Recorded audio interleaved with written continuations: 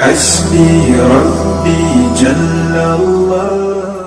اس video کو like کریں، ہمارے چینل کو سبسکرائب کریں اور بیل آئیکن ضرور پریس کریں ہماری نیو ویڈیو سب سے پہلے دیکھنے کے لیے۔ رب اشرح لي صدري ويسر لي امري واحلل عقدة من لساني يفقهوا قولي۔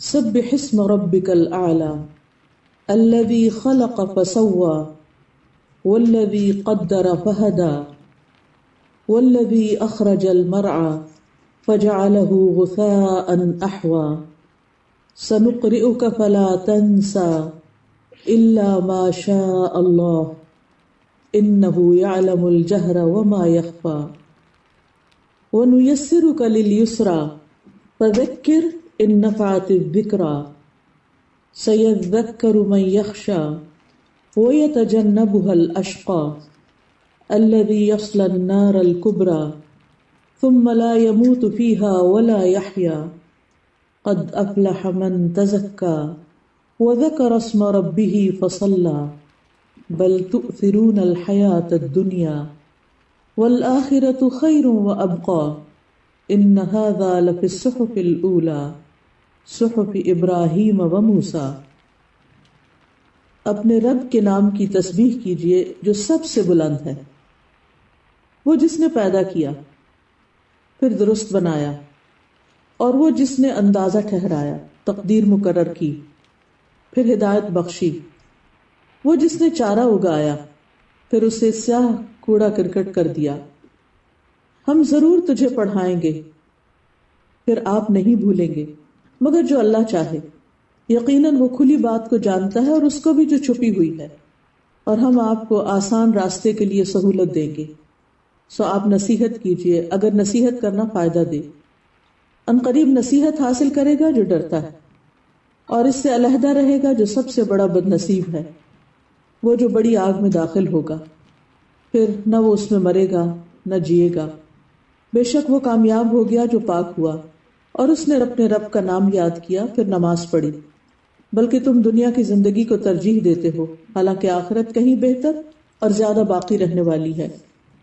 بے شک یہ بات یقیناً پہلے صحیفوں میں ہے، ابراہیم اور موسیٰ کے صحیفوں میں علیہ السلام۔ اس وقت میں نے آپ کے سامنے سورۃ الاعلیٰ کی آیات رکھی ہیں اور ان کا ترجمہ بھی۔ نعمان بن بشیر کہتے ہیں کہ رسول اللہ صلی اللہ علیہ وسلم عیدین اور جمعوں میں سبح اسم ربک الاعلیٰ اور هل اتاک حدیث الغاشیہ پڑھا کرتے تھے۔ کہتے ہیں اور جب عید اور جمعہ ایک دن میں جمع ہو جاتے تو ان دونوں صورتوں کو ہی دونوں نمازوں میں پڑھتے، یعنی اتنی زیادہ ان کی اہمیت ہے۔ تو گویا ویکلی ریمائنڈر ہوتا تھا ان صورتوں کا۔ ہم تو ایک دفعہ پڑھ لیں یا ایک دفعہ سن لیں تو ہم سوچتے ہیں کہ ہم تو اس صورت کو پہلے سے جانتے ہیں، ہمیں تو معلوم ہے اس میں کیا ہے، لیکن رسول اللہ صلی اللہ علیہ وسلم بڑے اجتماعات میں عیدوں کے موقع پر اور جمعے کو، اور اگر عید اور جمعہ ایک دن آ جائے تو دونوں میں یہی صورتیں پڑھتے ہیں۔ اسی طرح ظہر کی نماز میں بھی یہ صورت پڑھتے ہیں، وتر کی نماز کی پہلی رکعت میں اس صورت کی تلاوت کرتے ہیں، دوسری میں قل یا ایھا الکافرون اور تیسری میں قل ھو اللہ احد۔ تو آئیے دیکھتے ہیں کہ کیا ہے اس صورت میں جس کی وجہ سے نبی صلی اللہ علیہ وسلم نے اس کو اتنی اہمیت دی۔ تو سب سے پہلی آیت میں ہے سبح اسم ربک الاعلی، تسبیح کیجئے اپنے رب کے نام کی جو سب سے بلند ہے۔ تو اس سے یہ پتہ چلتا ہے کہ اللہ سبحانہ و تعالی سب سے بلند ہے، سب سے بڑا ہے، سب سے عظیم ہے۔ قرآن مجید میں آتا ہے فَتَعَالَى اللَّهُ الْمَلِكُ الْحَقُّ لَا إِلَٰهَ إِلَّا هُوَ رَبُّ الْعَرْشِ الْكَرِيمِ، پس بہت بلند ہے اللہ جو سچا بادشاہ ہے، اس کے سوا کوئی معبود نہیں، عزت والے عرش کا رب ہے، یعنی اس کا عرش بھی کیسا ہے؟ العرش الکریم ہے، بہت معزز عرش ہے۔ تو اس سے یہ پتہ چلتا ہے کہ اللہ سبحانہ تعالیٰ بہت بلند ہے۔ اسی لیے ہم اللہ سبحانہ تعالیٰ کے نام کے ساتھ کیا کہتے ہیں؟ اللہ تعالی۔ تعالی کا مطلب بھی کیا ہے؟ بلند ہے۔ حقیقت یہ ہے کہ اللہ سبحانہ تعالیٰ واقعی بلند ہے اپنی ذات کے اعتبار سے بھی۔ بعض لوگ کہتے ہیں نا کہ اللہ تعالیٰ ہر چیز میں ہے، تو صحیح عقیدہ یہ ہے کہ اللہ سبحانہ تعالیٰ ہر چیز کے اندر نہیں ہے، بلکہ وہ اپنے عرش پر۔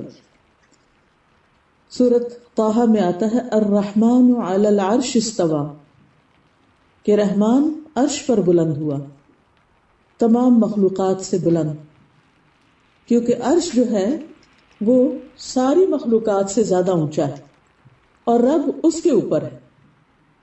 قرآن مجید میں عرش کے بارے میں آتا ہے کہ کان عرشہ علی الماء، کہ اللہ تعالیٰ کا عرش پانی پر تھا۔ اور پانی جو ہے، جس پانی کا یہاں ذکر ہو رہا ہے، وہی زمین کا پانی نہیں ہے، وہ 7 آسمانوں سے بھی اوپر پانی ہے، جس کے اوپر اللہ سبحانہ و تعالیٰ کا عرش ہے۔ اور یہ عرش ساری مخلوقات کا احاطہ کیے ہوئے، ہر چیز کو گھیرے ہوئے۔ اس کی اصل حقیقت تو اللہ سبحانہ و تعالیٰ ہی جانتا ہے۔ اور آپ دیکھیے کہ شیطان چونکہ اللہ سبحانہ و تعالیٰ کا مقابلہ ہر چیز میں کرتا ہے، تو اپنا تخت جو ہے وہ بھی پانی پہ لگاتا ہے۔ تو بہرحال اللہ سبحانہ و تعالیٰ کا عرش جو ہے وہ 7 آسمانوں سے اوپر ہے، اور آسمان جو ہے وہ سب سے بلند چیز ہے، اور ہمیں جو نظر آتی ہیں چیزیں، ان میں بھی سب سے اونچی چیز اور سب سے بڑی چیز آسمان ہے۔ لیکن یہ آسمان جو ہے یہ عرش کے مقابلے میں کوئی حیثیت نہیں رکھتے۔ 7 آسمان اور ساری مخلوقات جو ہیں وہ اللہ سبحانہ تعالیٰ کی کرسی کے سامنے ایسے ہیں جیسے ایک چھوٹا سا رنگ ہو جو کسی بڑے صحرا میں پڑا ہو، اور یہ کرسی جو ہے وہ عرش کے سامنے ایسی ہے جیسے پھر ایک چھوٹا سا رنگ ہو ایک بہت بڑے صحرا کے مقابلے میں۔ اور یہ کرسی جو ہے یہ اللہ سبحانہ تعالیٰ کا دراصل کہتے ہیں کہ فٹ سٹول ہے، یعنی وہ بیٹھنے کی جگہ نہیں ہے۔ اور نہ ہمیں یہ پتہ چلتا ہے کہ اللہ سبحانہ تعالیٰ عرش پر بیٹھے ہیں، کھڑے ہیں، کس پوزیشن میں، یہ نہیں ہمیں معلوم، لیکن اتنا ہمیں معلوم ہے کہ وہ سب سے بلند ہے۔ تو یاد رکھیے کہ اللہ سبحانہ تعالیٰ کی بلندی کو اگر آپ محسوس کرنا چاہیں تو یہاں سے آپ دیکھیے آسمان کا فاصلہ کتنا زیادہ ہے۔ ایک چاند تک پہنچنے میں لوگوں کو کتنی مشکل ہوئی، اور اب ہم سب جانتے ہیں کہ چاند سے اوپر، چاند تو بہت کلوز ہے زمین کے، سورج اور پھر بہت سے ستارے اور پھر سپر سٹار اور اس سے اوپر بہت سی گیلیکسیز اور بہت سی مخلوقات، یہ سب وہ ہے جو آسمان دنیا سے نظر آ رہا ہے نا۔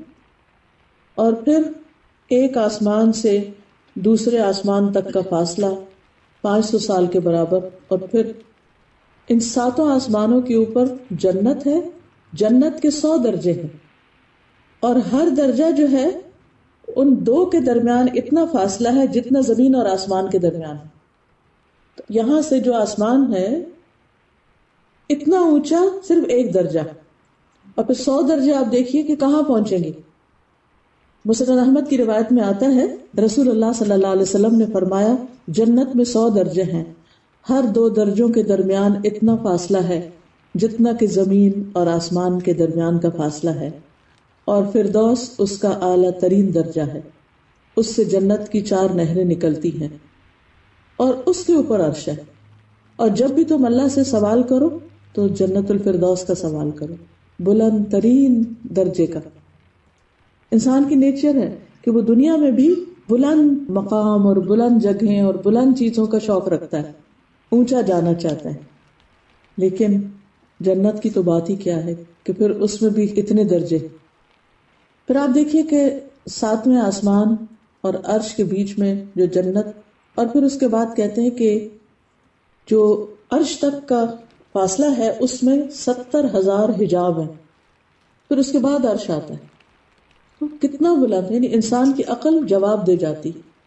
اب اس کے اوپر رب تعالی، تو اللہ سبحانہ تعالی اگر الاعلی ہے تو وہ ہر ایک سے اعلی، ہر ایک سے بلند ہے۔ اور ہم یہ بھی جانتے ہیں کہ 7ویں آسمان پر بیت المعمور بھی ہے، اور بیت المعمور میں ہر روز 70,000 فرشتے نماز پڑھتے ہیں، اور جو ایک مرتبہ عبادت کر کے باہر نکل جاتے تو دوبارہ واپس نہیں آتے، یعنی آخر تک ان کی دوبارہ باری ہی نہیں آئے گی۔ اس سے آپ اندازہ لگا سکتے ہیں کہ کتنی مخلوقات اس کی عبادت کر رہی ہیں۔ اگر ہم سجدہ نہیں کریں گے، ہم نماز نہیں پڑھیں گے تو اس کو کیا فرق پڑتا ہے۔ بہرحال اللہ سبحانہ و تعالیٰ نے ساری مخلوقات کی تخلیق کی، اور عرش کو اپنے ہاتھ سے بنایا، جنت عدن کو بھی اس نے اپنے ہاتھ سے بنایا، پھر اسی طرح قلم بھی، اور آدم علیہ السلام کو، یعنی کہاں عرش اور کہاں یہ خاکی انسان مٹی کا بنا ہوا، انسان، لیکن اللہ تعالیٰ نے انسان کو کیسی عزت بخشی کہ آدم کو اپنے ہاتھ سے بنایا. اسی لیے فرمایا وَلَقَدْ كَرَّمْنَا بَنِي آدم، کہ ہم نے بنی آدم کو، آدم کی اولاد کو بھی عزت بخشی ہے. عبداللہ ابن عمر کہتے ہیں کہ اللہ تعالیٰ نے 7ویں آسمان سے اوپر پانی بنایا ہے اور پانی کے اوپر عرش بنایا. قسم اس ذات کی جس کے ہاتھ میں میری جان ہے، بے شک سورج اور چاند کو اچھی طرح معلوم ہے کہ قیامت کے دن ان کو آگ کی طرف چلنا ہوگا، یعنی ان سے جہنم بھڑکائی جائے گی، یہ نہیں کہ ان کو بطور سزا اس میں ڈالا جائے گا. تو بہرحال اللہ سبحانہ وتعالیٰ کا عرش اپنے اوپر فرشتے اٹھائے ہوئے ہیں.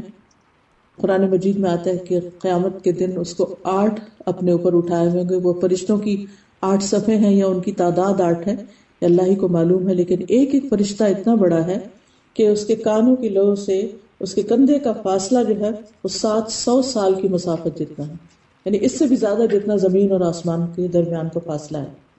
تو اللہ تعالیٰ کی جو مخلوقات ہیں ان کی بڑائی کا ہم تصور بھی نہیں کر سکتے. تو جس رب کی مخلوق اتنی بڑی بڑی ہے، وہ رب خود کتنا بڑا ہوگا، کتنا عظیم ہوگا. تو اللہ سبحانہ وتعالیٰ ہر عیب سے پاک ہے اور ہر نقص سے پاک ہے اور بلند ہے. اس لیے ہمیں حکم دیا گیا ہے سبح اسم ربک الاعلی. تو جب ہم تسبیح کرتے ہیں، اللہ کا ذکر کرتے ہیں، تو یہ کوئی معمولی چیز نہیں ہوتی. پھر اسی طرح یہ ہے کہ اللہ سبحانہ وتعالیٰ اپنی صفات کے اعتبار سے بھی بہت بلند ہے، ہر کمزوری سے بلند و بالا ہے، پاک ہے. لا تأخذہ سنۃ ولا نوم، نہ اس کو نیند آتی ہے نہ اونگ آتی ہے. اللہ تعالیٰ سوتا نہیں اور سونا اس کی شان کے لائق نہیں، وہ تھکتا بھی نہیں. اب دیکھیے کہ مخلوقات جو ہیں وہ انسان ہو، حیوان ہو، سب کام کرنے کے بعد تھک جاتے ہیں، لیکن اللہ سبحانہ تعالیٰ کو تھکاوٹ لاحق نہیں ہوتی. پھر اسی طرح آسمان اور زمین کی کوئی چیز اس کو عاجز نہیں کر سکتی. تو ہمیں اس رب کی تسبیح کرنے کا حکم دیا گیا ہے. اور جب ہم کہتے ہیں نا سبحان اللہ و بحمدہ، تو یہ تسبیح اللہ سبحانہ تعالیٰ کو بہت پسند ہے. حقیقت یہ ہے کہ آسمان اور زمین کی ہر چیز اللہ تعالیٰ کی تسبیح کر رہی ہے. سبح اسم ربک الاعلی تسبح له السماوات السبع والارض ومن فیہن، 7 آسمان اور زمین، ومن فیہن، اور جو ان کے درمیان ہے، یہ سب کے سب تسبیح کرتے ہیں. وَإِن مِّن شَيْءٍ إِلَّا يُسَبِّحُ بِحَمْدِهِ وَلَٰكِن لَّا تَفْقَهُونَ تَسْبِيحَهُمْ، کوئی چیز ایسی نہیں کہ جو اللہ کی پاکی بیان نہ کر رہی ہو، لیکن تم ان کی تسبیح کو سمجھتے نہیں کہ وہ کس زبان میں تسبیح کر رہے ہیں. تو اگر ہر چیز اس کی تسبیح کر رہی ہے تو ہمیں کیا کرنا چاہیے؟ ہمیں بھی اس کی تسبیح کرنی چاہیے، ورنہ ہم پیچھے رہ جائیں گے. پھر اسی طرح اللہ تعالیٰ پرندوں کے بارے میں فرماتے ہیں کہ جو صفیں باندھ کر یعنی پر پھیلائے ہوئے ہیں، یہ بھی تسبیح کر رہے ہیں، یعنی اپنی اپنی بولیاں بولتے ہیں، لیکن اصل میں وہ اللہ کی حمد و ثنا کرتے ہیں. نوح علیہ السلام کی جو وفات کا وقت قریب آیا تو انہوں نے اپنے بیٹے کو فرمایا کہ میں تمہیں ایک وصیت کر رہا ہوں، اور وہ یہ ہے کہ سبحان اللہ و بحمدہ کا ورد کرتے رہنا، کیونکہ یہ ہر چیز کی نماز ہے اور اس کے ذریعے مخلوق کو رزق ملتا ہے. تو تسبیح جو ہے یہ رزق کی کنجی بھی ہے. انہوں نے اپنے بیٹے کو یہ تلقین کی تھی. تو اگر باقی مخلوق کا رزق اس سے ہے تو ہمیں کیا کرنا چاہیے؟ تسبیح کرنی چاہیے. اور پھر رزق صرف کھانا پینا ہی نہیں ہوتا، محبت بھی رزق ہوتا ہے، علم بھی رزق ہوتا ہے، ہر نعمت ایک رزق ہے. دین کا علم بھی رزق ہوتا ہے، یہ جو اللہ کی محبت ہے یہ بھی ایک رزق ہوتا ہے. بندوں کی طرف سے جو محبت ملتی ہے وہ بھی ایک رزق ہوتا ہے. حضرت خدیجہ کے بارے میں نبی صلی اللہ علیہ وسلم نے فرمایا تھا کہ قد رزقت حبها، مجھے اس کی محبت کا رزق ملا ہے، یعنی یہ میرے دل میں ڈال دی گئی ہے. اسی طرح جو حاملین عرش ہے، عرش کو اٹھائے ہوئے فرشتے ہیں، وہ بھی اللہ کی تسبیح بیان کرتے رہتے ہیں. سورۃ غافر میں آتا ہے الذین یحملون العرش ومن حولہ یسبحون بحمد ربہم، وہ فرشتے جو عرش اٹھائے ہوئے ہیں اور جو اس کے ارد گرد ہیں، وہ سب کے سب اپنے پروردگار کی حمد و ثنا بیان کرتے ہیں اس کی تسبیح کے ساتھ.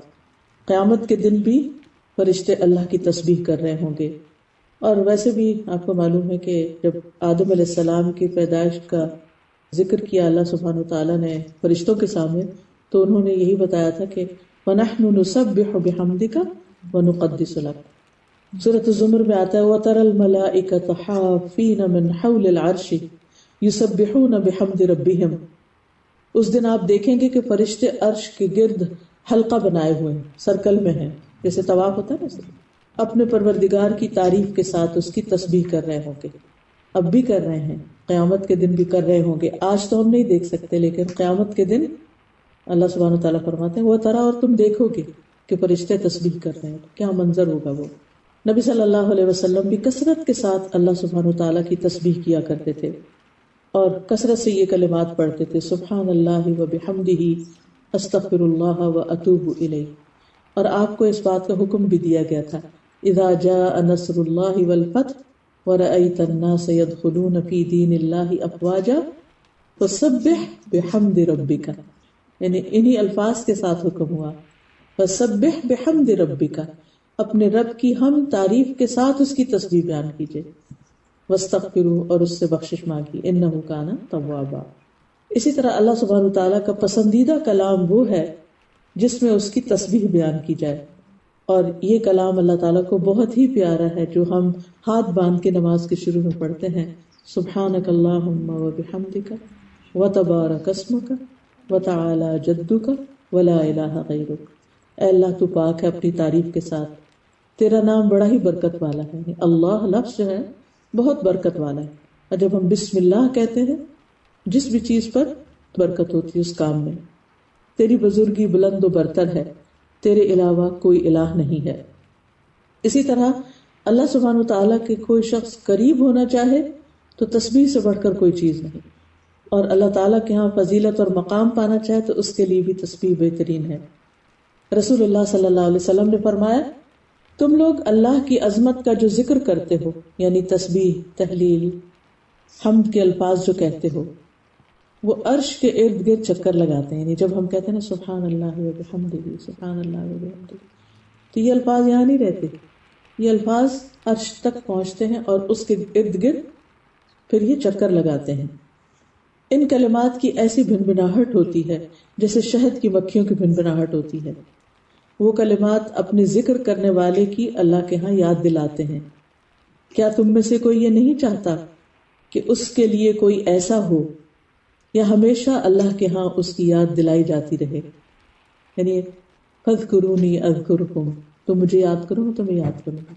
تو جو تسبیح کرتے رہتے ہیں وہ اللہ کے ہاں یاد کیے جاتے ہیں، یعنی یہ کوئی معمولی بات نہیں ہے۔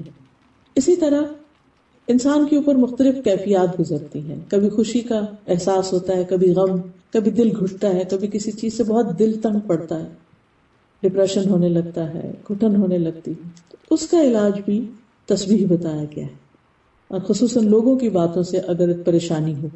قرآن مجید میں آتا ہے وَلَقَدْ نَعْلَمُ أَنَّكَ يَضِيقُ صَدْرُكَ بِمَا يَقُولُونَ فَسَبِّحْ بِحَمْدِ رَبِّكَ وَكُن مِّنَ السَّاجِدِينَ وَاعْبُدْ رَبَّكَ حَتَّى يَأْتِيَكَ الْيَقِينُ۔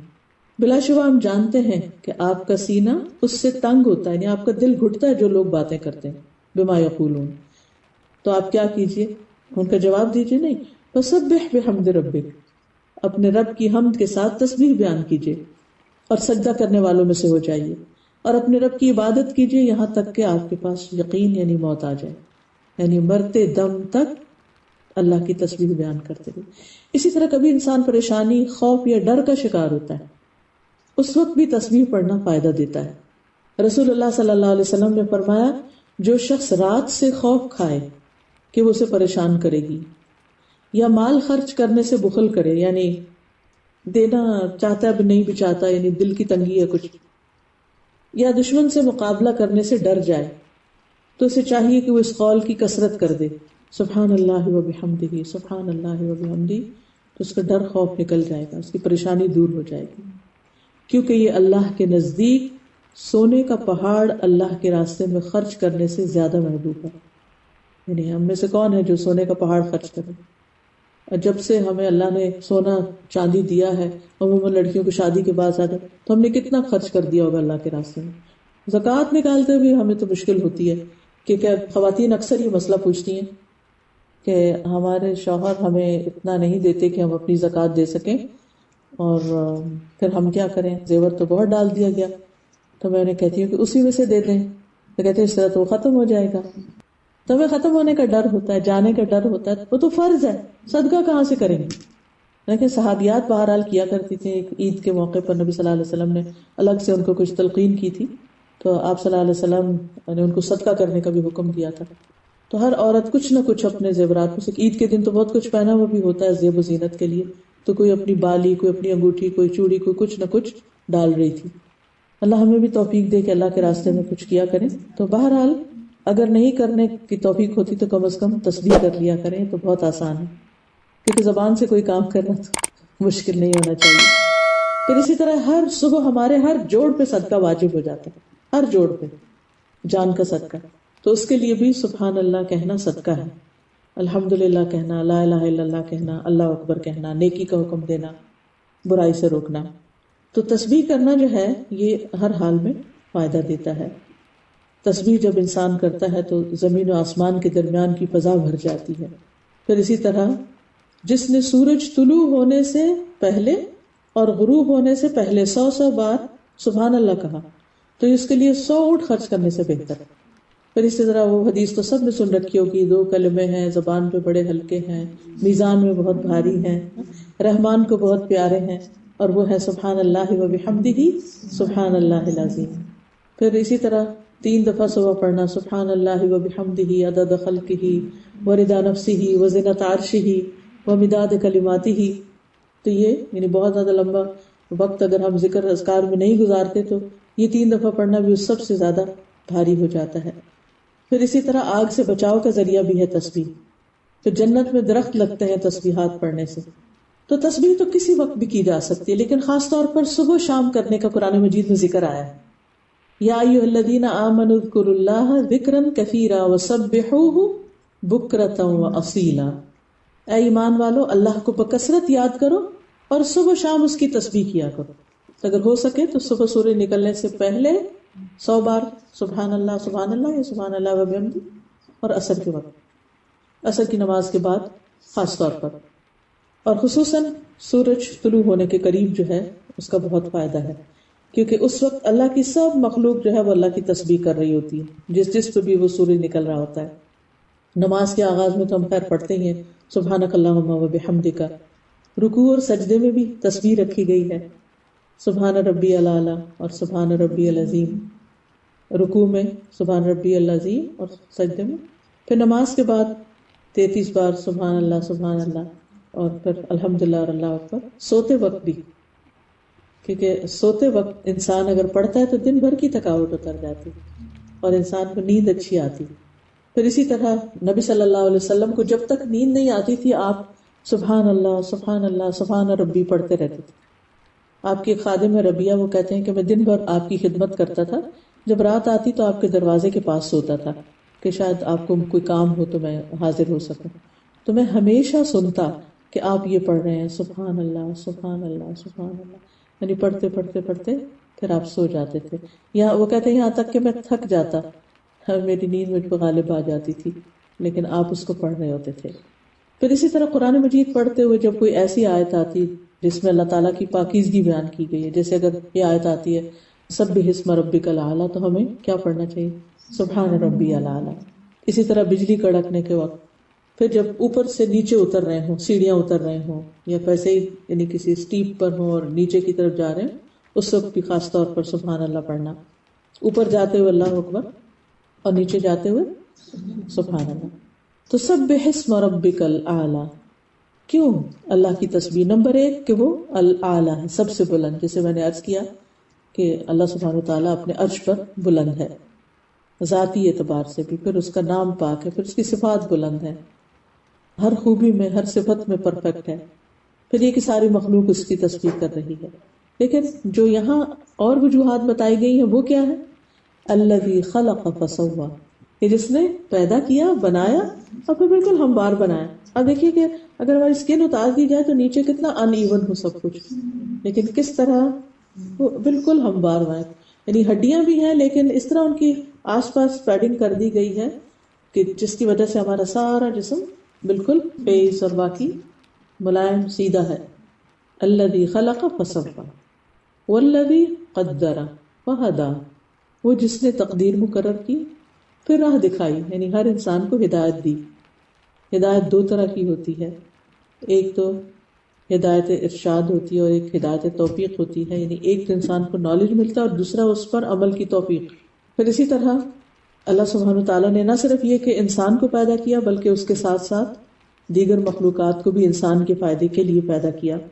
تو الذی خلق فسوی والذی قدر فہدی والذی اخرج المرعی، اس نے چارہ نکالا تاکہ حیوان کھا سکیں، فجعلہ غثاء احوا، پھر اس کو سیاہ کوڑا کرکٹ بنا دیا۔ اب دیکھیں جیسے پتے گرے ہیں اور اس کے بعد سب چورا چورا ہو جائیں گے، ابزارب ہو جائیں گے زمین میں، دوبارہ زمین کی کھاد بن جائیں گے۔ سنقرئک فلا تنسى، نبی صلی اللہ علیہ وسلم کو خطاب ہے کہ ہم آپ کو پڑھوا دیں گے، آپ بھولیں گے نہیں، الا ماشاء اللہ، مگر جو اللہ چاہے، جو آپ کو یاد نہ رکھانا چاہے۔ انہ یعلم الجہر وما یخفی، بے شک وہ جانتا ہے جو ظاہر ہے اور جو چھپا ہوا ہے، ہر چیز اللہ کے علم میں ہے۔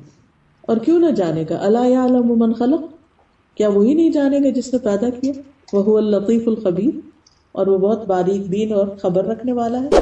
پھر فرمایا وَنُيَسِّرُكَ لِلْيُسْرَىٰ، اور ہم آپ کو آسانی کے لیے آسانی دیں گے۔ یہ بہت دلچسپ فریز ہے کہ وَنُيَسِّرُكَ لِلْيُسْرَىٰ، یعنی ہم آپ کے کام آسان کر دیں گے، یعنی نیکی کے کام آپ کے لیے آسان کر دیں گے۔ اس سے بھی پتہ چلتا ہے کہ جو انسان تسبیح کرتا ہے، اللہ کا ذکر کرتا ہے، اس سے انسان کے دل کے اندر ایک سکون، اطمینان اور ایمان کی قوت آتی، جس کی وجہ سے انسان کو موٹیویشن ملتی ہے اچھے اچھے کام کرنے پر۔ تو وہ کون سی چیزیں ہیں جن کی وجہ سے کاموں میں آسانی ہوتی ہے؟ نہ صرف یہ کہ اچھے اچھے کاموں میں، بلکہ جو انسان کے روزمرہ روٹین کے کام ہیں وہ بھی آسان ہو جاتے ہیں، ان میں بھی انسان کو قوت اور نشاط ملتی ہے، وہ سستی اور بیزاری اور یہ چیزیں انسان سے ختم ہوتی ہیں۔ تو بہرحال قرآن مجید میں کچھ اور چیزیں بھی بتائی گئی ہیں جن سے کاموں میں آسانی ہوتی ہے، جس میں سے ایک چیز تقویٰ ہے، اللہ کا ڈر، یعنی اس احساس کے ساتھ جینا کہ اللہ سبحانہ وتعالیٰ مجھے دیکھ رہا ہے، اور اس کے ڈر سے غلط کام چھوڑ دینا اور اچھے اچھے کام اس کی خاطر کرنا۔ قرآن مجید میں آتا ہے وَمَن يَتَّقِ اللَّهَ يَجْعَل لَّهُ مِنْ أَمْرِهِ يُسْرًا، جو اللہ سے ڈرے گا، تقوی اختیار کرے گا، اللہ تعالیٰ اس کے کام میں آسانی پیدا کر دے گا۔ پھر اسی طرح مال خرچ کرنا آسانیاں پیدا کرتا ہے۔ فَأَمَّا مَنْ أَعْطَى وَاتَّقَى وَصَدَّقَ بِالْحُسْنَى فَسَنُيَسِّرُهُ لِلْيُسْرَىٰ، پھر جس نے اللہ کی راہ میں مال دیا، صدقہ خیرات کیا، پرہیزگاری اختیار کی اور اچھی باتوں کی تصدیق کی، تو ہم اس سے آسان راہ پہ چلنے کی سہولت دیں گے، یعنی اس کے لیے کام آسان کر دیں گے۔ اسی طرح جو شخص دوسروں کے لیے آسانیاں پیدا کرتا ہے، اللہ تعالیٰ اس کے لیے آسانیاں پیدا کرتا ہے، اور جو دوسروں کے لیے مشکلات کھڑی کرتا ہے، اللہ تعالیٰ اس کو بھی مشکلات میں ڈالتا ہے۔ تو اگر ہم یہ چاہتے ہیں نا کہ ہمارے کام آسان ہوں، تو ہمیں کیا کرنا چاہیے؟ دوسروں کی مدد کرنی چاہیے۔ نبی صلی اللہ علیہ وسلم نے فرمایا جس نے کسی مومن سے دنیا کی تکلیفوں میں سے کوئی تکلیف دور کی، اللہ تعالیٰ قیامت کے دن کی تکلیفوں میں سے اس کی کوئی تکلیف دور کر دے گا۔ جس نے تنگ دست پہ آسانی کی، اللہ اس پر دنیا اور آخرت میں آسانی کرے گا۔ یعنی دنیا میں تنگ دست ہوتا ہے جس کے پاس اپنی ضرورت پوری کرنے کے لیے مال نہ ہو، اور جو کسی مسلمان کی پردہ پوشی کرے گا، اس کا عیب چھپا دے گا، اللہ تعالیٰ دنیا اور آخرت میں اس کے عیب چھپا دے گا۔ اللہ تعالیٰ اس بندے کی مدد میں ہوتے ہیں جب تک بندہ دوسروں کی مدد میں لگا ہوا ہوتا ہے، اللہ تعالیٰ اس کے کام آسان کر دیتے ہیں۔ اسی طرح ہم دعا بھی کرتے ہیں رب اشرح لی صدری ویسر لی امری، اللہ میرے کام آسان کر دے، میرا سینہ کھول دے۔ اور جب کبھی کوئی مشکل ہو تو یہ دعا بھی پڑھنی چاہیے، اللہم لا سہل الا ما جعلتہ سہلا۔ اور ویسے بھی یہ کہ تنگی سے گھبرانا نہیں چاہیے، کیونکہ کچھ حکمت ہوتی ہے اللہ کی، اور اللہ تعالیٰ اس میں بھی یاد کراتے ہیں، جیسے مغرب کی نماز میں جو ہم نے سورت پڑھی نا الم نشرح، اس میں کیا آتا ہے؟ فَإِنَّ مَعَ الْعُسْرِ يُسْرًا، إِنَّ مَعَ الْعُسْرِ يُسْرًا، بے شک تنگی کے ساتھ آسانی بھی ہے، بے شک تنگی کے ساتھ آسانی۔ تو انسان تنگی کے وقت بھی پازیٹیو رہے، پریشانی کے وقت بھی پازیٹیو رہے کہ اللہ سبحانہ وتعالیٰ آسانی فرمائے گا۔ پھر اسی طرح آگے فرمایا وَذَكِّرْ إِن نَفَعَتِ الذِّكْرَىٰ، آپ نصیحت کیجئے اگر نصیحت فائدہ دے۔ سَيَذَّكَّرُ مَن يَخْشَىٰ وَيَتَجَنَّبُهَا الْأَشْقَىٰ، نصیحت پکڑ لے گا جو اللہ سے ڈرتا ہوگا اور منہ موڑ کے چلا جائے گا، پہلو پھیر لے گا، اعراض برتے گا جو بدبخت ہوگا۔ تو نصیحت کس کو فائدہ دیتی؟ اس کو فائدہ دیتی جس کے اندر ایمان ہوتا ہے، سورۃ الذاریات میں اللہ تعالیٰ فرماتے ہیں وَذَكِّرْ فَإِنَّ الذِّكْرَىٰ تَنفَعُ الْمُؤْمِنِينَ، آپ نصیحت کیجئے کیونکہ نصیحت مومنوں کو فائدہ دیتی ہے۔ رسول اللہ صلی اللہ علیہ وسلم نے فرمایا مومن کو اس حال میں پیدا کیا گیا ہے کہ وہ آزمائش میں مبتلا ہونے والا، توبہ کرنے والا اور بھولنے والا ہوتا ہے۔ کیا بھولتا ہے؟ دوسروں کی غلطیاں، دوسروں کے برے بیہیویئر۔ جب اسے نصیحت کی جاتی ہے تو وہ اس کو قبول کر لیتا ہے، اس سے منہ نہیں موڑتا، خوشی اور شوق سے نصیحت لیتا ہے۔ پھر اسی طرح جو لوگ رحمان سے غائبانہ طور پر ڈرتے ہیں وہ بھی نصیحت قبول کر لیتے ہیں۔ انما تنذر من اتبع الذکر وخشی الرحمن بالغیب۔ پھر اسی طرح اللہ تعالیٰ فرماتے ہیں فذکر بالقرآن من یخاف وعید، قرآن کے ساتھ اس شخص کو نصیحت کیجیے جو میرے عذاب کے وعدے سے ڈرتا ہے۔ قرآن مجید سے ہمیں یہ بھی پتہ چلتا ہے کہ کچھ لوگوں کو نصیحت فائدہ نہیں دیتی۔ اکثر ماں یہ شکایت کرتی ہوئی سنی گئی ہے کہ بچے بڑے ہو گئے ہیں، بات نہیں سنتے، نصیحت نہیں مانتے، توجہ نہیں دیتے، بات مذاق میں اڑا دیتے ہیں۔ ایسا کیوں ہوتا ہے؟ اس لیے کہ دل غافل ہو چکے ہوتے ہیں۔ وہ جس ماحول میں، جن دوستوں کے بیچ میں رہتے ہیں، جو ہر وقت سنتے سوچتے رہتے ہیں، وہی چیزیں ان کے دماغ پہ حاوی ہوتی ہیں۔ لہٰذا جو بات آپ کرتے ہیں تو وہ ان کو بہت عجیب سی لگتی ہے کہ سمجھ نہیں آتی۔ پھر اسی طرح جس کے اندر دلچسپی نہ ہو نصیحت سے وہ بھی نصیحت قبول نہیں کرتا، لیکن نصیحت قبول نہ کرنے کا جو انجام ہے بہت بھیانک ہے، اس کو بدبخت بتایا گیا ہے۔ جو اچھی بات سنے اور اس کو جھٹلا دے، اسے قبول نہ کرے۔ وَيَتَجَنَّبُهَا الْأَشْقَى الَّذِي يَصْلَى النَّارَ الْكُبْرَى، وہ جو بڑی آگ میں جا پڑے گا۔ جہنم کو یہاں بڑی آگ کہا گیا ہے۔ کتنی بڑی ہے؟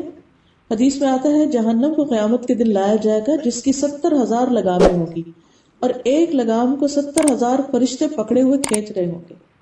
تقریباً 4 کروڑ اور 90 لاکھ فرشتے بنتے ہیں جو صرف جہنم کو کھینچ رہے ہوں گے، اس کو کنٹرول کر رہے ہوں گے۔ پھر ایک ایک جو چنگاری ہے وہ یوں ہوگا جو بہت بڑا بڑا مینشن ہو، کوئی محل ہو جس کا ایندھن انسان اور پتھر ہوں گے۔ ایک جہنمی کا سانس 1,00,000 لوگوں کو جلا سکتا ہے، یعنی صرف وہ سانس جلے گا۔ اور مشکل یہ ہے کہ آگ جب ہلکی ہوگی تو اسے اور زیادہ بھڑکا دیا جائے گا، وہ کم نہیں ہونے پائے گی۔ ثم لا يموت فيها ولا يحيا، جس میں نہ وہ مرے گا نہ جیے گا، وہی اس کا ٹھکانہ ہوگی، موت نہیں آئے گی۔ دنیا میں تو یہ ہوتا ہے کہ اگر کوئی زیادہ جل جائے تو وہ زندہ نہیں رہتا، لیکن جہنم کی آگ کے بعد کسی کو موت نہیں۔ اللہ تعالیٰ ہم سب کو اس سے محفوظ رکھے۔ پھر کامیابی کے طریقے بتا دیے گئے کہ کامیابی کس سے ہوتی، کامیاب ہونے کے طریقے۔ قد افلح من تزکا وذکر اسم ربہ فصلی، سورۃ الاعلیٰ میں 3 چیزیں بتائی گئی کامیاب ہونے کے لیے۔ نمبر 1، کامیاب وہ ہوا جس نے تزکیہ اختیار کیا، یعنی اپنے آپ کو پاک صاف کرتا رہا۔ نمبر 2، وذکر اسم ربہ، جس نے اپنے رب کا نام یاد کیا، ذکر کیا، جیسے شروع میں ہی آیا سبح اسم ربک الاعلیٰ۔ فصلی، تیسری چیز ہے پھر نماز پڑھی۔ تو کامیابی کے لیے یہ 3 چیزیں لازم ہیں کہ انسان ساری زندگی اپنے اندر سے بری عادتیں، برے خیالات، منفی سوچیں، یہ سب چیزیں نکالتا رہے اور اچھی چیزیں ڈالتا رہے اور اچھی چیزوں میں گرو کرتا رہے، ذکر کی کثرت کرے اور نماز ادا کرے۔ تو سب سے پہلی چیز کیا ہے؟ تزکیہ، اور پھر اللہ سے دعا۔ اگر ہم چاہتے ہیں کہ ہم کامیاب ہوں تو ہمیں سب سے پہلے اللہ سے دعا کرنی چاہیے کہ اللہ سبحانہ وتعالیٰ دعاؤں کا سننے والا ہے۔ وہ خود کہتا ہے وقال ربکم ادعونی استجب لکم، مجھ سے مانگو میں تمہیں دوں گا، تمہاری دعا قبول کروں گا۔ اور دعا سے زیادہ کوئی چیز اللہ کو معزز نہیں۔ اللہ تعالیٰ بندے کے پھیلے ہوئے ہاتھوں میں خیر ضرور ڈالتا ہے، خالی ہاتھ نہیں بھیجتا۔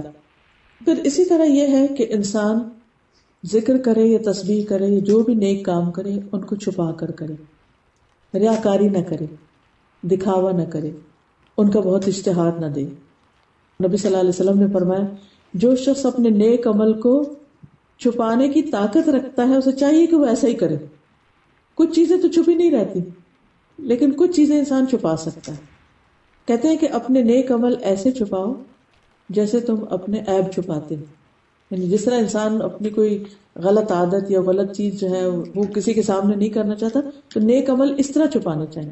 یعنی اس کا مطلب ہے کہ انسان کو چھپانا تو آتا ہے، اگر چھپانا نہ چاہے تو پھر الگ بات ہے۔ حدیث میں آتا ہے 7 آدمی عرش کے سائے تلے ہوں گے، ان میں سے ایک آدمی جس کا دایاں ہاتھ خرچ کرے تو بائیں کو بھی نہ پتہ چلے کیا خرچ کیا، یعنی خاص طور پر پوشیدہ صدقہ جو ہے۔ پھر اسی طرح اللہ سبحانہ و تعالیٰ ایسے بندے سے محبت کرتا ہے جو متقی ہے، غنی ہے، چھپا ہوا ہے، یعنی اپنے نیک اعمال ظاہر نہیں کرتا۔ تیسری چیز جو ہے وہ ہے موت کو یاد رکھنا، کیونکہ اسی سے انسان کا تزکیہ ہوتا ہے۔ انسان کسی برائی کو کب چھوڑتا ہے؟ جب وہ دیکھتا ہے کہ اس کے کرنے میں تکلیف ہے۔ تو موت جو ہے وہ لذتوں کو توڑنے والی چیز ہے، اور موت کو جب انسان یاد رکھتا ہے تو پھر نماز بھی اچھی طرح ادا کرتا ہے، یہ سوچتا رہتا ہے کہ کیا پتہ یہ میری آخری نماز ہو۔ اور ویسے بھی کہا گیا کہ نماز اس آدمی کی طرح پڑھو جو یہ سمجھتا ہو کہ اس کے بعد کوئی اور نماز نہیں، یہ آخری نماز ہے میری۔ کسی بھی کام کو جب ہم آخری سمجھ کے کرتے ہیں تو بہت اچھے سے کرتے ہیں۔ پھر اسی طرح یہ ہے کہ نبی صلی اللہ علیہ وسلم نے سب سے عقل مند شخص اس کو بتایا جو موت کو سب سے زیادہ یاد کرتا ہے، مرنے کے بعد کے لیے تیاری کرتا ہے، کیونکہ اس کو پتا ہے کہ یہ دنیا تو ختم ہونے والی، یہاں جو کچھ بھی ہے میرے پاس سب چلا جائے گا۔ چوتھی چیز یہ ہے کہ جب ہم اللہ کا ذکر کریں تو اللہ کو پہچان کر، اللہ کی معرفت کے ساتھ اللہ کا ذکر کریں۔ اب آپ دیکھیے کہ جب ہمیں یہ پتہ چلتا ہے کہ اللہ تعالیٰ اپنے عرش پر بلند ہے اور عرش اتنا اونچا ہے، تو جب ہم یہ کہیں کہ نماز میں سبحان ربی الاعلی، تو کیسے پڑھیں؟ سارا امیجنیشن میں آئے گا نا، 7 آسمان، پھر جنت، جنت کے 100 درجے، پھر پانی، وہ 70,000 حجاب، اور پھر اس کے اوپر عرش، اور عرش کے اوپر رب، سبحان ربی الاعلی۔ تو وہ جو اعلیٰ ہے نا دل سے نکلے گا، اور یہ تزکیہ کرنے کا باعث ہوگا۔ اور ویسے بھی یہ کہ اللہ کے بارے میں ہمیں علم ہونا چاہیے، اللہ تعالیٰ کی ذات اور صفات کے بارے میں جو قرآن و سنت سے ہمیں پتہ چلتا ہے، کیونکہ جو اللہ کو جتنا پہچانے گا اتنا ہی اس کے قریب ہوگا۔ ابن تیمیہ رحمہ اللہ کہتے ہیں جو اللہ کے ناموں کو معلوم کر کے ان کے معانی کو سمجھ کر ان پر ایمان لائے تو اس کا ایمان اس آدمی کی نسبت زیادہ کامل ہوگا جو اس کے ناموں کو نہیں پہچانتا، بلکہ وہ صرف مجمل طریقے پر ایمان رکھتا ہے، نہیں بس اس کو پتا ہے کہ لا الہ الا اللہ ہے، دیٹس اٹ۔ کون ہے، کہاں ہے اللہ، کیا کرتا ہے کیا نہیں، اس کی صفات کیا نہیں پتا۔ تو جتنا جتنا علم زیادہ ہوگا اتنا اتنا ایمان کامل ہوگا، تو کامیابی کا امکان زیادہ ہوگا۔ پھر اسی طرح یہ ہے کہ تزکیہ کے لیے ضروری ہے کہ انسان اچھے دوست بنائے، اچھی کمپنی میں ہو۔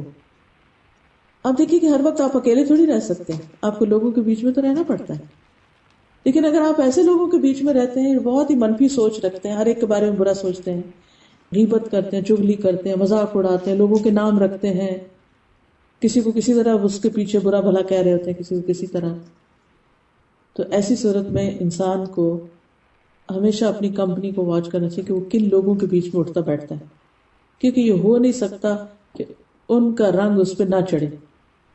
کیونکہ آپ دیکھیے کہ بعض لوگ کہتے ہیں نا آپ کو آ کے فلاں آپ کے بارے میں بہت غلط باتیں کر رہا تھا، لیکن کبھی وہ بتانے والا یہ نہیں سوچتا کہ وہ جو فلاں تھا وہ اتنا کمفرٹیبل کیوں تھا آپ کو سب کچھ بتانے کے لیے، کیونکہ آپ سن رہے تھے، کیونکہ آپ دلچسپی لے رہے تھے۔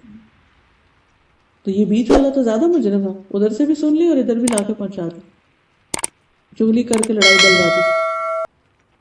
یہ چیزیں انسان کا جو نفس ہے یا انسان کا جو دل ہے اس کے تزکیہ کے راستے میں حائل ہوتی ہیں، لہٰذا ایسے لوگوں سے پناہ مانگے کہ جو بری بری باتیں کریں اور لوگوں کی غیبت چغلی سے اپنا پیٹ بھرے۔ تو ہمارے سے کسی کے بارے میں کوئی کچھ کہہ ہی رہا ہو تو ادھر ہی دفنا دے، بس ختم ہو۔ اول تو دلچسپی نہ لے، رسپانس نہ دے، وہ خود ہی بور ہو جائے گا، بتائے گا ہی نہیں۔ اور اگر وہ کسی طرح اپنا غصہ نکال ہی رہا ہے، بول ہی رہا ہے، تو چپ کر کے سن کے بس ادھر ہی ختم، آگے آگے اس کو لے کے نہ بڑھے۔ تو اس لیے اچھے دوستوں کا ہونا بہت ضروری۔ عمرو بن العاص کہتے ہیں میں نے رسول اللہ صلی اللہ علیہ وسلم سے سنا کہ آپ کہہ رہے تھے آگاہ رہو کہ میرے والد کی اولاد یعنی فلاں خاندان والے میرے دوست نہیں بلکہ میرا دوست تو اللہ ہے اور نیک مومن ہے، یعنی بس وہ خاندان ہے لیکن دوستی میری نیک لوگوں سے ہے۔ پھر جو لوگ اللہ کو چاہتے ہیں ان سے جڑ کے رہنا۔ قرآن مجید میں نبی صلی اللہ علیہ وسلم سے فرمایا گیا کہ وَاصْبِرْ نَفْسَكَ مَعَ الَّذِينَ يَدْعُونَ رَبَّهُمْ بِالْغَدَاةِ وَالْعَشِيِّ يُرِيدُونَ وَجْهَهُ وَلَا تَعْدُ عَيْنَاكَ عَنْهُمْ، اپنے آپ کو ان لوگوں کے ساتھ روکے رکھیے جو اپنے رب کو صبح و شام پکارتے ہیں، اس کا چہرہ چاہتے ہیں، اور آپ کی آنکھیں ان سے آگے نہ بڑھیں۔ کیا آپ دنیا کی زندگی کی زینت چاہتے ہیں؟ اور اس شخص کی بات نہ مانو جس کے دل کو ہم نے اپنی یاد سے غافل کر دیا اور وہ اپنی خواہش کے پیچھے چلا ہوا اور اس کا کام ہمیشہ حد سے بڑا ہوا ہے. پھر اسی طرح کامیابی کے لیے ضروری اور تزکیہ کے لیے ضروری ہے کہ انسان روزانہ قرآن پڑھے، کیونکہ قرآن دلوں کی شفا ہے. جو بھی ہمیں بیماریاں لگ جاتی ہیں نا ادھر ادھر کی باتوں سے، جب ہم قرآن پڑھتے ہیں تو وہ اس کو دھو ڈالتا ہے. تو کامیاب کون ہے؟ جس نے تزکیہ کر لیا. تزکیہ کیسے ہوتا ہے؟ موت سے تزکیہ ہوتا ہے، اچھے دوستوں سے ہوتا ہے، دعا کرنے سے ہوتا ہے، اور روزانہ قرآن پڑھنے سے. نبی صلی اللہ علیہ وسلم نے فرمایا کوئی ایسی چیز نہیں جو زیادہ افضل ہو، بہتر ہو، جس کے ذریعے تم اللہ کی طرف رجوع کر سکو سوائے اس کے جو اسی کی طرف سے نازل ہوئی، یعنی قرآن. یعنی اللہ سے قریب ہونا چاہتے ہو، اللہ کی طرف لوٹنا چاہتے ہو تو قرآن کے ذریعے ہو. آپ نے فرمایا جو آدمی اللہ اور اس کے رسول سے محبت کرنا پسند کرتا ہے اسے چاہیے کہ قرآن کی تلاوت مصحف دیکھ کے کرے، یعنی کھول کے پڑھے، قرآن اٹھا کے پڑھے.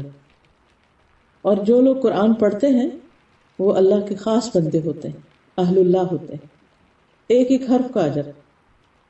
پھر قد افلح من تزکا وذکر اسم ربہ فصلی، پھر نماز پڑھنا، کیونکہ نماز کے بغیر کامیابی نہیں.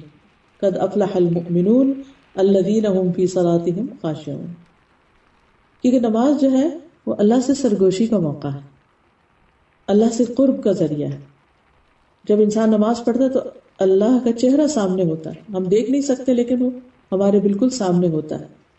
قیامت کے دن جب دوزخ میں جانے والوں سے پوچھا جائے گا ما سلککم فی سقر، کہ کیا چیز تمہیں دوزخ میں لے گئی؟ قالوا لم نک من المصلین، تو وہ کہیں گے ہم نماز پڑھنے والوں میں سے نہ تھے، ہم نماز نہیں پڑھتے تھے.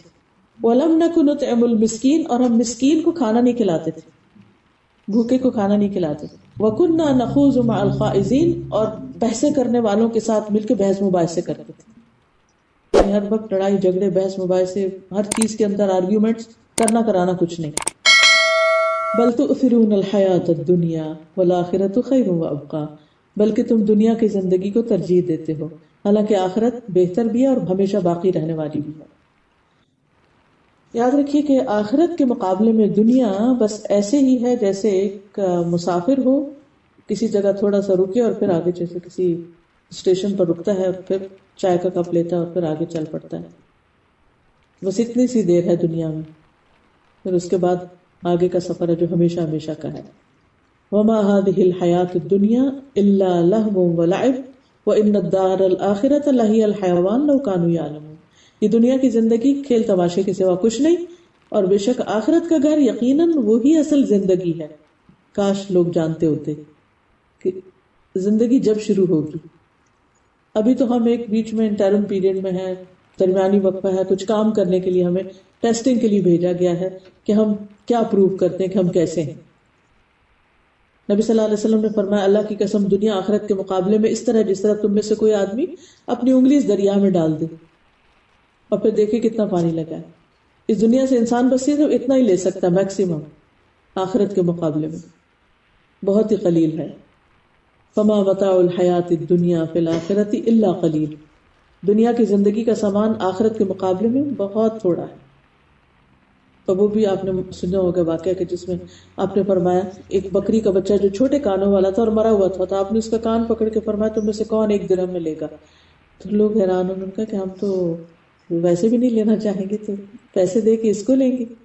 تو آپ نے فرمایا کہ اگر زندہ بھی ہوتا تو تب بھی اس کے اندر عیب تھا، اس کے کان چھوٹے چھوٹے تھے، اب تو مردار ہے. اللہ کی قسم اللہ کے ہاں یہ دنیا اس سے بھی زیادہ حقیر ہے جتنے تمہارے نزدیک یہ بکری کا مرا ہوا بچہ حقیر ہے.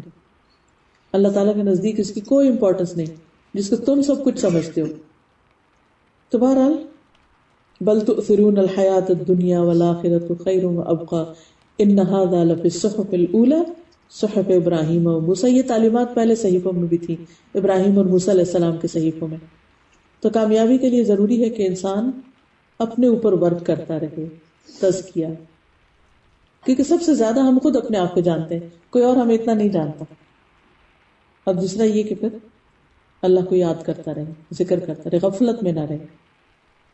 اور پھر نماز کی پابندی، شوق سے نماز، محبت سے نماز، کیونکہ ہر سجدے سے ایک درجہ بڑھتا ہے۔ نبی صلی اللہ علیہ وسلم کے زمانے میں 2 لوگ اکٹھے مسلمان ہوئے، ایک شخص شہید ہو گیا، دوسرا اس کے 1 سال بعد ویسے ہی اس کی ڈیتھ ہوئی، فوت ہوا۔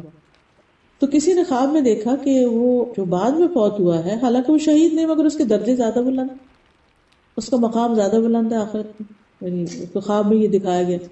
تو اس نے آ کے نبی صلی اللہ علیہ وسلم سے پوچھا کہ اس کا کیا مطلب ہے کہ میں نے اس کو آگے دیکھا ہے دوسرے کی نسبت، حالانکہ وہ تو شہید ہوا تھا۔ آپ نے فرمایا کہ کیا اس نے اس سال کی نمازیں نہیں پڑھی، کیا اس نے روزے نہیں رکھے؟ تو ہر سجدہ جو ہے اس سے ایک درجہ بلند ہو جاتا ہے۔ بعض علماء کہتے ہیں وہ درجہ ایک زمین سے آسمان کے برابر کا درجہ ہے، اللہ عالم حقیقت میں کیا ہے وہ درجہ، لیکن بہرحال سٹیٹس ہائی ہوتا چلا جاتا ہے جتنی زیادہ آپ کے سجدے اور نمازیں زیادہ ہوتی۔ لیکن نماز جو ہے نا ایک بھاری کام لگتا ہے، مشکل کام لگتا ہے، لوگ بمشکل اس کو پڑھتے ہیں، اور یا بعض اوقات پڑھتے ہوئے بھی ڈرتے ہیں۔ اگر ایسی مشکل ہو تو بھی کیا کرنا چاہیے؟ اللہ سے دعا کرنی چاہیے کہ اللہ نماز کو میری آنکھوں کی ٹھنڈک بنا دے، نماز کو میرے دل کا قرار بنا دے، اور نماز پڑھنا میرے لیے آسان کر دے، میرے لیے ایک بہت پلیزنٹ خوشگوار ایکسپیرینس کر دے کہ میں تیرے سامنے کھڑی ہوں تو واقعی میں انجوائے کروں اس کو۔ اور مسلسل یہ دعا مانگے اپنے لیے، اور آپ دیکھیں گے کہ انشاءاللہ آپ کی دعا قبول ہوگی۔ تو آپ انتظار کریں گے کہ نماز کب ہو، کیونکہ نماز پڑھنے کے بعد جو آپ کے دل کی خوشی کا عالم ہوگا، اور صحیح والی نماز، جو خراب نماز پڑھتے ہیں اس میں گلٹ ہوتا ہے انسان کے اندر، لیکن جو صحیح والی نماز ہوتی ہے اس سے انسان کے اندر خوشی ہوتی ہے، انسان کو چین نصیب ہوتا ہے۔ تو اس لیے بہت ضروری ہے کہ ہم اپنی نمازوں کو کریکٹ کریں اور ان کو وقت پر پڑھیں، ان کے شرائط، آداب، سنن، اس کا بھی خیال رکھیں۔ تو اللہ تعالیٰ ہمیں عمل کی توفیق عطا فرمائے۔ وآخر دعوانا ان الحمد للہ رب العالمین۔